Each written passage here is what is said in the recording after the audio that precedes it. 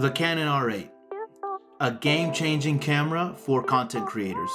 I got over 100 comments on the last video I made about the Canon R8. A lot of questions were very similar though. Hey, I'm a new photographer, Vic. Is the Canon R8 a good camera for me?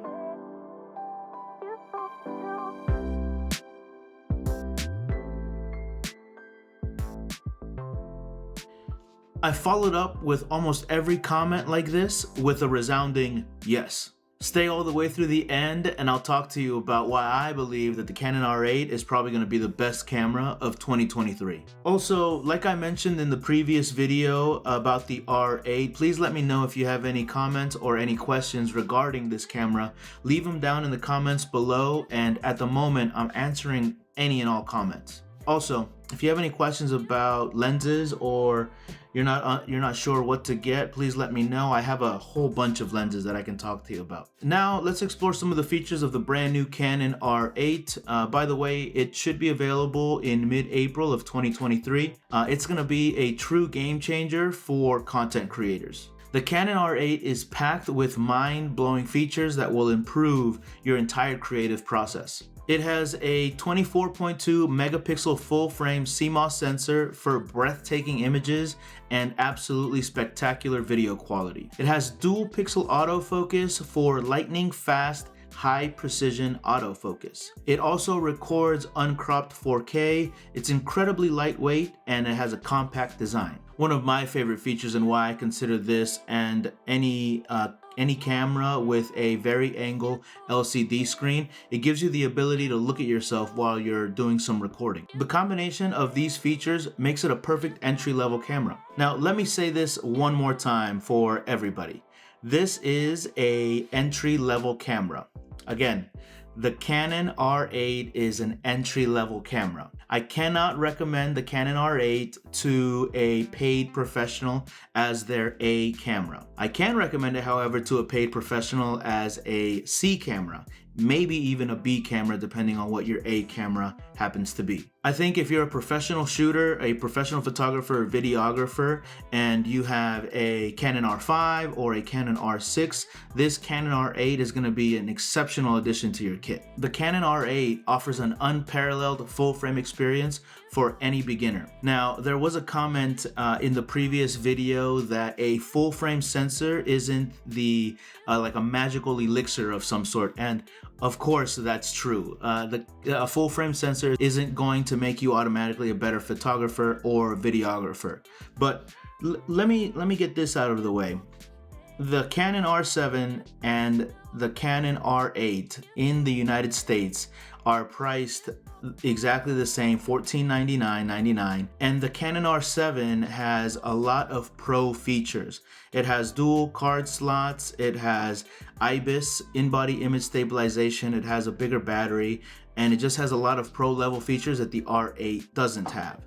With all of these extra pro level features, what the Canon R8 has is a full frame sensor. That means that by extension, that Canon is valuing this full frame sensor, this revolutionary sensor, to be as valuable as all of these other pro level features. So that's something to consider as well. To sum that up real quick, the Canon R8 sensor is just as valuable as all of the pro level features on the R7 with a APS-C sensor. Take that however you want, but I think it's saying something about the full frame sensor. Speaking of the sensor, it's a 24.2 megapixel full frame sensor that captures stunning detailed images with speed and accuracy even in low light situations. With the RF lens mount, you'll have access to Canon's best lens technology, empowering you to explore new creative horizons. The Canon R8's dual pixel autofocus is also ultra responsive. Its accurate subject detection and tracking capabilities use deep learning technologies to detect subjects such as people, animals, and vehicles, ensuring effortlessly sharp focus on all of your subjects. All in all, the Canon R8 is a dream come true for video creators that are very early on in their careers. With features such as uncropped 4K and up to 60 FPS and continuous movie record time up to 2 hours, you can easily create stunning and professional quality videos. effortlessly. The Canon R8 unfortunately does not have in-body image stabilization, but it does have digital IS for stable handheld recording and a very angled touchscreen LCD, making it an incredibly user-friendly and versatile camera for all types of creators. If you're not familiar with digital image stabilization, essentially what it does is if you have the entire sensor that you're using without image stabilization, digital IS, it'll crop in slightly for digital IS, giving you that little wiggle room. So if you do happen to not have steady hands, it'll be able to digitally enhance and digitally create a stabilized image. All of that being said, the Canon R8 ultimately is aimed for beginner photographers and videographers.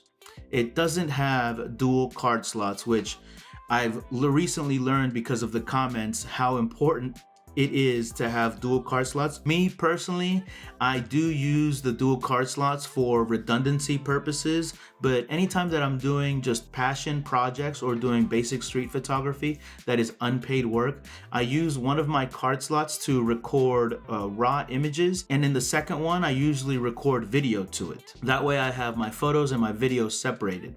But when I do paid work, I of course record to both cards, and I record both RAWs. There is data to show how often cards fail, and there's data on the contrary showing that card failures don't happen very often. But the thing of it is that if you have a 1% failure rate, you need to consider how many photos you've taken, because a 1% failure rate of 100 images is a lot different than a 1% failure rate if you take 10,000 images. So that's where you see a lot of card failures with people that are actual professional photographers that do this on a daily basis, where it's not uncommon to take 50,000 images in a week or in a couple of jobs. So keep that in mind. Card slot failures or card failures I've been a photographer for about 2 years and I haven't had a single one fail on you.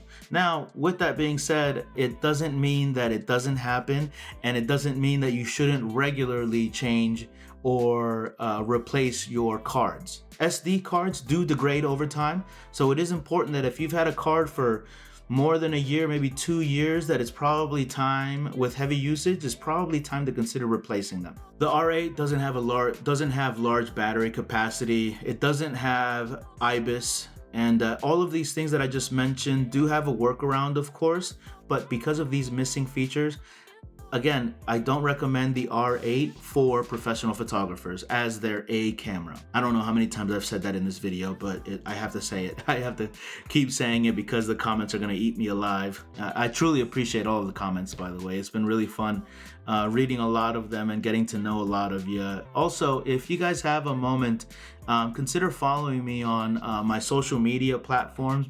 I love checking out other people's work and drawing inspiration from other fellow creators. I saw one profile that said they were a little bit shy to post some of their work, and they haven't created a YouTube channel because it seemed like their profile, they were saying that in the description of their profile, it said that they hadn't found the courage to share their work with the world. And once I went onto their social media, I was just blown away with the photography that they had on there. It's just really cool to know, because I have had that sort of sentiment before, where I didn't think that my stuff was good enough, and it may not be, but getting it out there has been important to me, has been a pretty big step for me.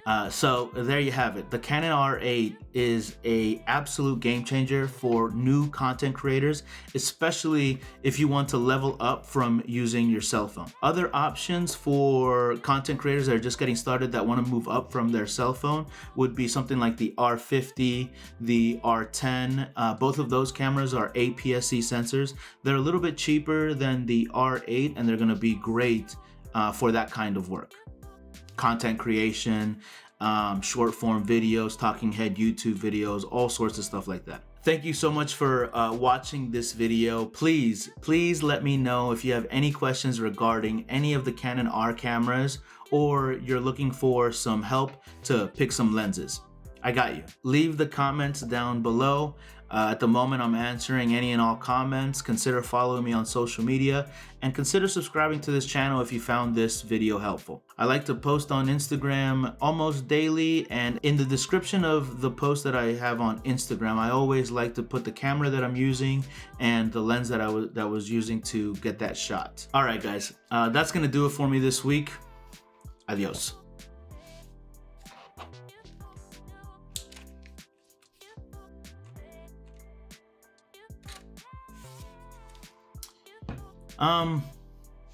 If you've made it this far, make sure to leave a comment down below so I know who the real ones are. I appreciate you. If you're new here, I usually reserve the last couple of minutes of my video to give you a week update of my previous week. Last week I got invited to a lowrider event where some musical artists performs and several lowriders were on display. A super cool event. At that event I did something a little bit risky. I shot on the R5 in FV mode, which was a bit of an experience. I'll be making a video on how I used FV mode. Remember to follow and subscribe to this channel and follow me on social media so that you don't miss any of my photography outings. As for the book that I read last week, I finished up a book titled Buy Back Your Time by Dan Martell. Really good book about finding out what your buyback rate is and when and what you need to be outsourcing to make time for what matters most in your life. I decided to take a break from nonfiction books for the next few weeks, and I picked up a sci-fi novel titled House of Suns by Alistair Reynolds. So far I have no idea what's going on in the book, but I like the narrator. It's a book that's much longer than what I normally typically read, but it should take me about 2 weeks to read just to give myself a little bit of a break. Okay guys, for real this time, I'm out. Remember, please leave the comments down below. I'll be happy to answer any and all questions. In the comments, try to be nice to each other. You know, we all have to remember where we started off at. We all started somewhere, and the person that you may be talking to or maybe asking a genuine question may be not as experienced or more experienced than you are. I had some comments from some professional photographers and some questions from some absolute newbies, which I thought was amazing, and it was incredibly humbling to have such a wide range of photographers hop on my video, hop in the comments, and interact with each other. Super cool. All right, guys. Adios.